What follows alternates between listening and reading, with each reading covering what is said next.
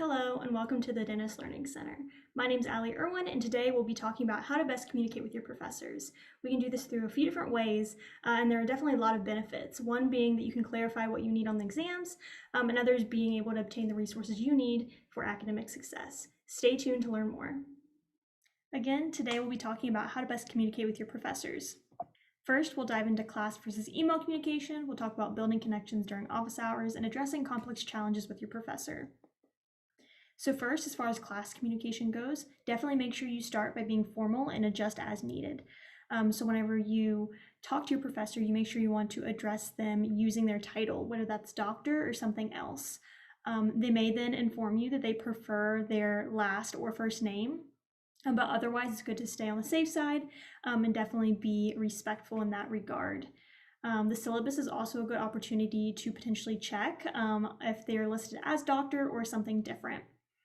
It's also important to ask questions before class begins. This is a really good opportunity for a few different reasons. The first being that it ensures that you show up to class early and on time as well as prepared. Asking questions prior to class in a general form helps you get the main idea before diving in and narrowing your scope and getting specific. Those specific questions are really great for office hours outside of class. You also want to make sure you introduce yourself. This is really great to build that teacher-student professional relationship and development. It's also important to introduce yourself because I'm sure your professor has a lot of students and potentially multiple courses that they're teaching as well. A good way that you can kind of break the ice by introducing yourself is sending them an email prior to class starting and then referencing that email in the conversation. Also by discussing maybe what your goals are and creating little memorable facts so that way your professor can remember you later on in the semester. And also utilizing your resources. So if you're in Zoom, utilizing some of those virtual or digital resources like the raise your hand function or the reactions, as well as typing in the chat if you have any questions.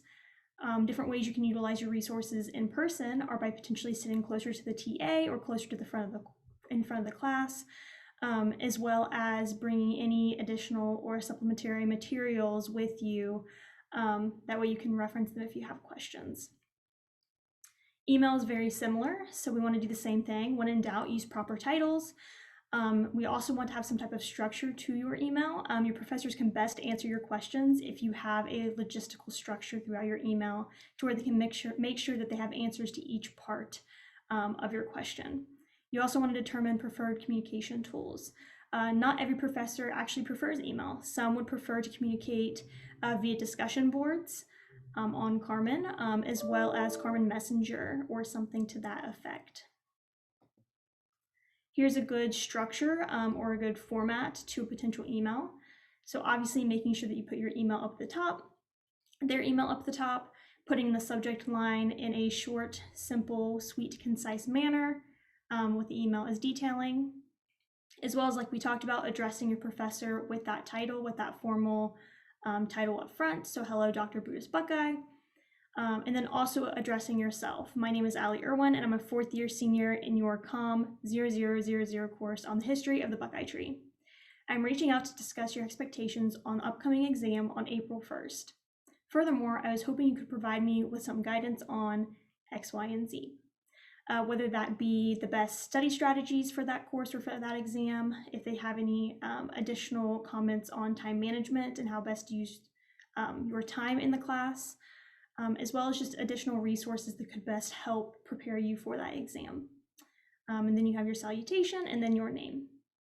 Next, we'll talk about building connections during office hours. First, before going to office hours, you want to check the syllabus for the professor's preferences. Whether that's by appointment or they have drop-in hours. Some professors even prefer that you meet with the TA first, or depending on certain issues. Use office hours as a professional development resource if you don't have any specific questions. It's really great to start creating that connection with your professor and talk about various things like the current class or upcoming classes that they may be teaching, grad school or related jobs.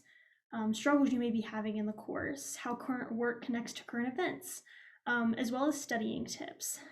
So having that professional development is really great for obviously the reasons I just mentioned, but as well as some professors acknowledge the fact that you're showing up.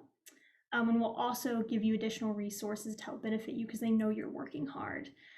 For example, I had a professor who gave very specific instructions for how to study for an exam, and it worked really, really well for me. Also, writing down a list of questions in advance. If attending office hours, you want to write down a list of questions in advance. That way you can make sure you are getting all of your concerns addressed on an as-needed basis. It also shows the professor, again, that you're dedicated to doing well in the class and you respect their time. This is also really great for you to make sure that you're getting all of your questions answered, as well as clearing up any confusion that you may have.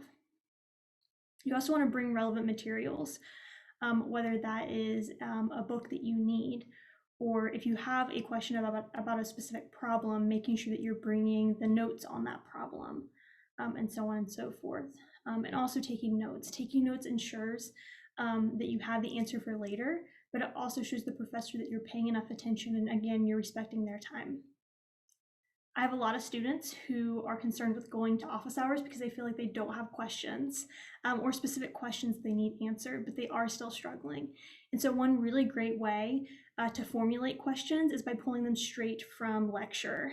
Maybe they're questions that another student asks and you think it's a really great question, so you write it down. Maybe they're questions that you have kind of during lecture or in your head.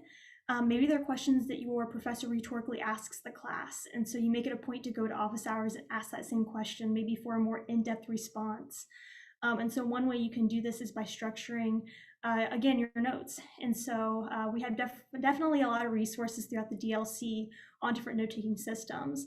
But this is a good one right here that identifies key questions. And so if you jot those questions down during lecture, you're able to use it later on in office hours. Next, we'll be talking about addressing complex challenges with your professor.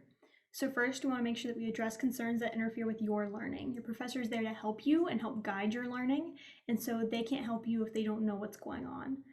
We also encourage to try face-to-face meetings instead of only doing solely email if we're addressing these complex challenges. That way, through face-to-face interactions, there's a lot more clarity that can happen during this period of time. And so it's also typically a lot quicker. We also encourage you to write out actionable items in order to address these complex challenges. So that could include describing what's going on as clearly as possible, committing to asking for help and be clear about what you need them to do specifically, be willing to negotiate, validate their perspective, and then thank them for their time even if you don't get what you want. And then also taking responsibility for your own learning. So it can be frustrating receiving a grade that you think is unfair, but communicating in more of a respectful manner with these steps a lot of times will resolve the issue or help you through that process. Instead, ask, what should I have done differently? Or in my notes, I interpreted it this way. Can you help me understand where I went wrong? So that's what I mean by approach setbacks with curiosity. You really want to be in this problem-solving mode.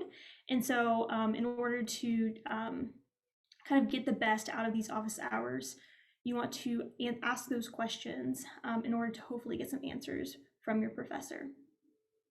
If you're still feeling nervous about attending office hours or communicating with your professor, remember, they're people too. They appreciate when people ask questions, and it's also a part of their job to talk to you. Most professors are super eager to hear from you and want to accommodate and help you through this journey. In today's video, we discussed ways to talk to your professor in class, via email, and during office hours. Whether you have a serious issue you need addressed, or you just want to learn more about your professor's field of study, remember, they're there to help. Like and subscribe to see more DLC content. Thank you for watching.